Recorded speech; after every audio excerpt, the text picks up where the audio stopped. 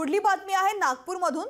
नागपुरातील पूल वाहतुकीसाठी बंद करण्यात आलाय। मकर संक्रांतीच्या पार्श्वभूमीवरती पूल वाहतुकीसाठी बंद करण्यात आलाय। सकाळी 6 ते संध्याकाळी 6 पर्यंत पूल बंद राहणार आहे। मकर संक्रांतीनिमित्त मोठ्या प्रमाणावर शहरामध्ये पतंग उडवल्या जातात आणि त्याच्या मांजामुळे उड्डाण पुलावरून जाताना दुर्घटना होऊ नये यासाठी नागपूर शहरातील उड्डाण पूल सकाळी 6 ते संध्याकाळी 6 पर्यंत रहदारीसाठी बंद करण्याचा निर्णय घेण्यात आलेला आहे। त्यासाठी वाहतूक लोकांना आवाहन करताना सुद्धा दिसून येतात आणि याचा आढावा घेतलेला आहे आमच्या प्रतिनिधी कल्पना नळसकर यांनी।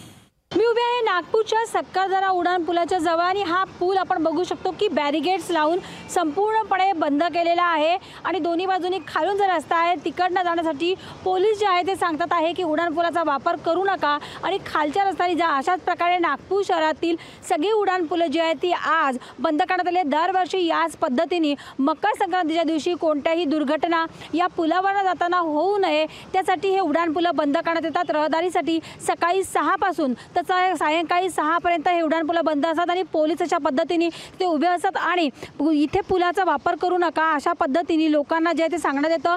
कारण पतंगबाजी जी असते ती मोठ्या प्रमाणावरती होते आणि त्यामुळे कोणतीही दुर्घटना होऊ नये यासाठी सतर्कतेचा उपाय म्हणून हे बॅरिगेड्स लावून अशा पद्धतीने हे सगळे उड्डाण पुलं जी आहे ती बंद करण्यात आलेली आहे आणि घराच्या बाहेर पडताना गळ्याला स्कार्फ बांधून पडा अशाही आवाहन जे करण्यात आलेले आहे। कशा पद्धतीने तुम्ही लोकांना आवाहन करताय?